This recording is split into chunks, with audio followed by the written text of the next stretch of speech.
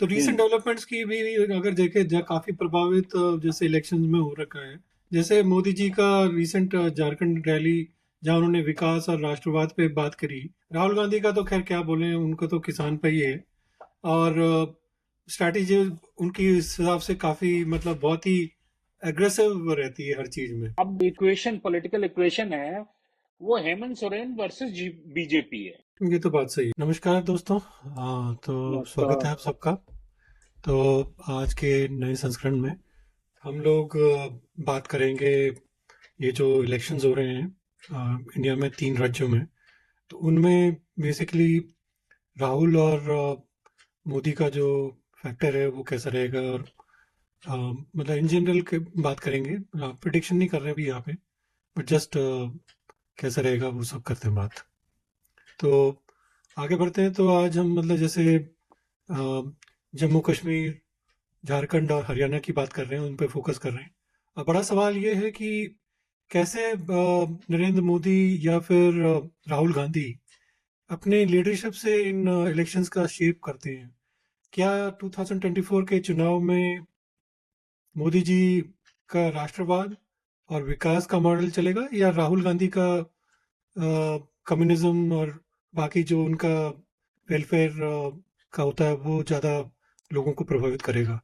तो देखते हैं, चलो आगे बढ़ते हैं, इसी पे आज चर्चा करते हैं। ठीक है प्रमेश, तो बेसिकली जो है ना, ये तीनों स्टेट में ये एक बड़ी इंटरेस्टिंग पॉलिटिकल राइवलरी दिख रही है, और देखते हैं इसका क्या आउटकम आता है। बड़ा यूनिक पॉलिटिकल एनवायरनमेंट हुआ। मोदी जी और जो राहुल हैं, इनका नेशनल लीडरशिप का यहाँ पे काफी असर दिखेगा इन तीनों स्टेट्स पे।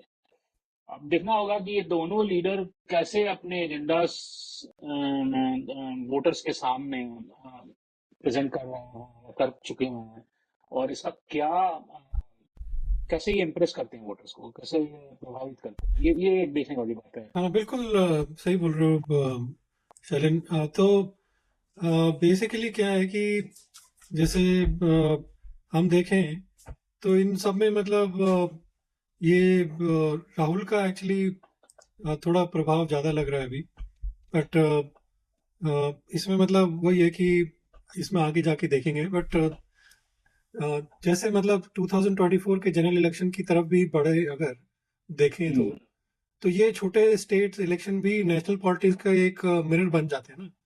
मतलब हम्म। झारखंड, जम्मू कश्मीर, हरियाणा के स्टेट इलेक्शन के रिजल्ट से नेशनल नैरेटिव भी तो बन रहा है। वो भी डिसाइड होता है, क्योंकि फिर उन पे क्या होता है फिर वो भी लोगों को होता है ना।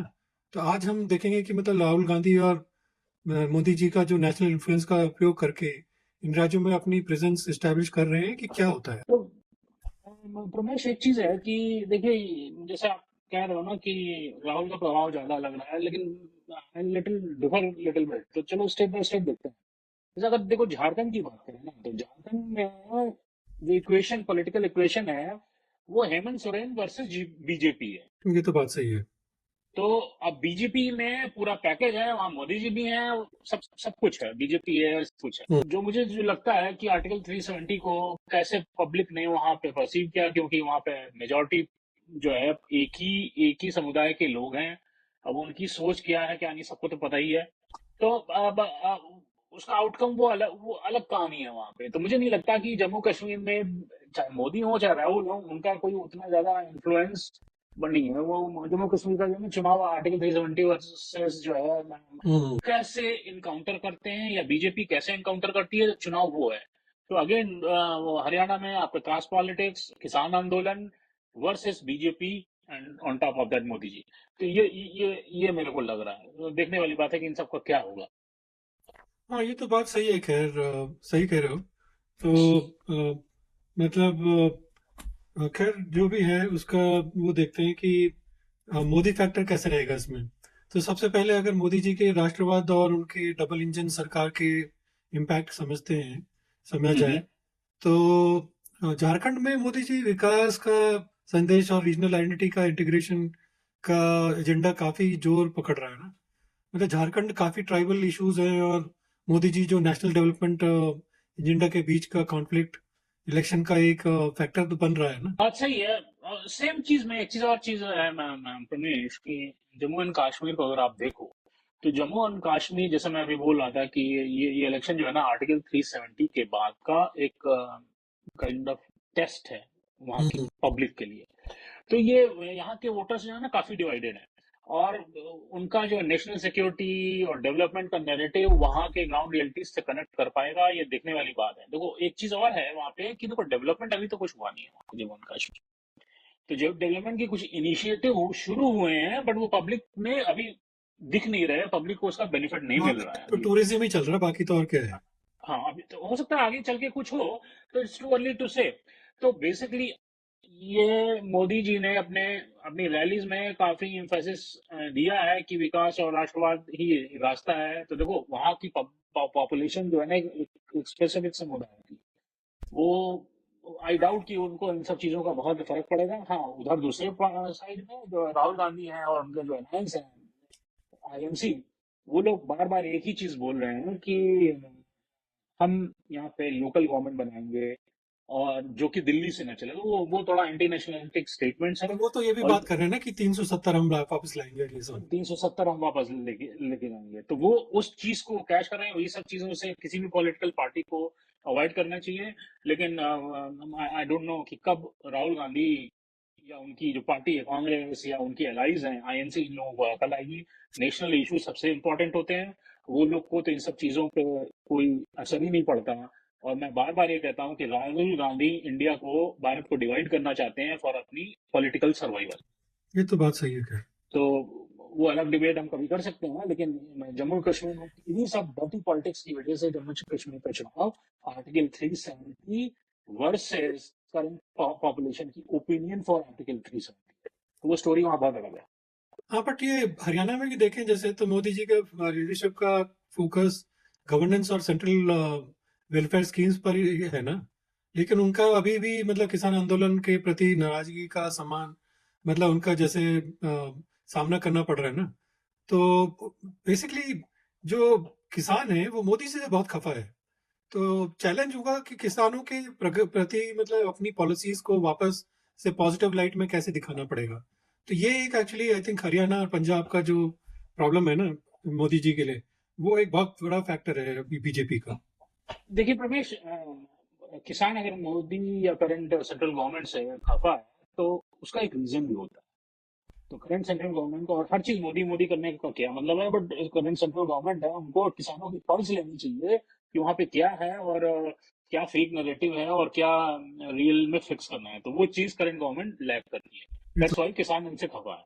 हम्म, एनीवे, अब आप इंडियन पॉलिटिकल लैंडस्केप में वो क्या वैल्यू दे रहे हैं। तो अगर आप झारखंड की बात करते हैं, तो उन्होंने झारखंड में अपना फोकस जो है आदिवासी हकों और वेलफेयर स्कीम पर रखा हुआ है। वो शिबू, वो जो उनके सोरेन साहब हैं उनके थ्रू। और कांग्रेस यहाँ ट्रेडिशनल वोटर्स बेस को रीगेन करने के लिए वेलफेयर और इंक्लूसिव पॉलिटिक्स का नैरेटिव मैं थोड़ा सा अवॉइड करना चाह रहा था, बट मैंने यहाँ पे बोलना चाहूंगा अब कि राहुल अपनी प्रेजेंस झारखंड में के पॉलिटिकल लैंडस्केप में दिखाने के लिए भी स्ट्रगल कर रहे हैं। हाँ ये तो उनकी पार्टी और उनके लोकल लीडर वहां पे स्ट्रांग है, लेकिन राहुल वहां नहीं स्ट्रांग, मैं कहना चाहूँ। लोग ये देखते हैं कि आर्टिकल 370 के बाद, रिजेक्शन के बाद जो डेवलपमेंट हुआ या जो भी हुआ है, पीस आई है, वो फायदेमंद हुआ है कि उनको 70 साल से जो 370 के साथ था वो विकास वो जो बेटर था। तो ये आई थिंक वोटर्स को डिसाइड करना। देखिए राहुल गांधी के बारे में तो मैं कितनी बार बोल चुका, फिर बोल रहा हूँ कि वो इंडिया को तोड़ना चाहते हैं, और इसीलिए वो इस तरह के स्टेटमेंट देते हैं अपने पॉलिटिकल सर्वाइवल के लिए। तो उसमें मैं नहीं जाना चाहता। तो अब आप देखें तो चलिए हरियाणा की बात करते हैं। मैं रमेश, हरियाणा में राहुल गांधी का फोकस किसानों और यूथ की वेलफेयर स्कीम का मुद्दे को उठाने को है। करेंगे क्या करेंगे, वो करते तो कुछ नहीं है, लेकिन वो मुद्दा वो उठाना चाहते हैं जो कि हरियाणा का एक बर्निंग इशू है। तो उसको वो लगा रहे हैं, और जाट उसके जाट करते रहता हूँ। हाँ बिल्कुल सही बात है। तो चलो आगे बढ़ते हैं, थोड़ा इलेक्ट्रिकल इम्पैक्ट और ये रीसेंट डेवलपमेंट्स हैं उन पे भी बात करते हैं। तो रीसेंट हम्म डेवलपमेंट्स की भी अगर देखें, काफी प्रभावित जैसे इलेक्शंस में हो रखा है। जैसे मोदी जी का रिसेंट झारखंड रैली, जहां उन्होंने विकास और राष्ट्रवाद पे बात करी। राहुल गांधी का तो खैर क्या बोले, उनको तो किसान पे ही है। और स्ट्रैटेजी उनकी इस हिसाब से काफी मतलब बहुत ही एग्रेसिव रहती है हर चीज में। इसी इसी बात पे अगर आप देखो कि जो पीएम मोदी अपना रैलीज कर रहे हैं जेएंडके रीजन में, कश्मीर में स्पेसिफिकली वैली साइड में, तो वहां पे उन्होंने एक पॉलिसी अनाउंस की जो डेवलपमेंट प्रोजेक्ट को फास्ट ट्रैक करेगी, जो कि मच नीडेड भी है, क्योंकि मुझे नहीं लगता पब्लिक को अभी तक वहां पे डेवलपमेंट। और दूसरी तरफ अगर आप राहुल गांधी को कंपेयर करना चाहें यहाँ पे, तो वो लोकल पार्टीज के साथ अलायंस बनाने की कोशिश कर रहे हैं कि ताकि वो नेशनल लेवल पर एक स्ट्रांग अपोजिशन तैयार कर सके। तो कांग्रेस का है ना, वो कांग्रेस अभी पैच वर्क में चल रही है, कांग्रेस का ये बहुत लो फेज है। तो वो पैच वर्क में चल रही है, जीएमके में उन्होंने आईएनसी से किया हुआ है, स्पेसिफिकली कश्मीर रीजन में आईएनसी से किया हुआ है। तो अभी कोई एक स्ट्रांग वो नहीं आता, बट देखते हैं क्या होता है।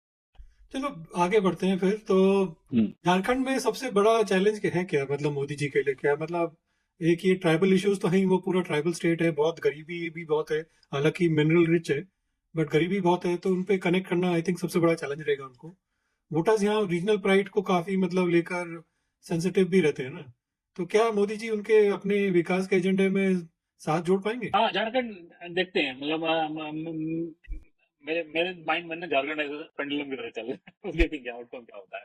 अब जम्मू एंड कश्मीर के लिए ना एक बात प्रमेश यहाँ पे और हाईलाइट करना चाहूंगा कि वहाँ पे जो सिक्योरिटी और ऑटोनॉमी का इशू है ना, सबसे प्रोमिनेंट है। तो राहुल गांधी जो है उस पे अपनी यूनिटी और पीस की पॉलिटिक्स जो, तो मुझे देखते हैं मोदी उसमें जी जो क्या। है ना, जम्मू कश्मीर में तो एटलीस्ट उनका नैरेटिव ज्यादा स्ट्रॉन्गर है राहुल से, और हरियाणा में तो खैर कास्ट और किसान पॉलिटिक्स ही रहेगी।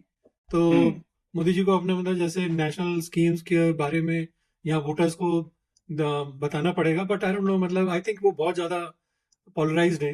तो राहुल गांधी मतलब अपना आई थिंक नैरेटिव चलाने में सफल रहेंगे मुझे लगता है। को इंक्लूसिवली इंटीग्रेट करें स्टेट इश्यूज में, तो बीजेपी का अपराजेय होगा।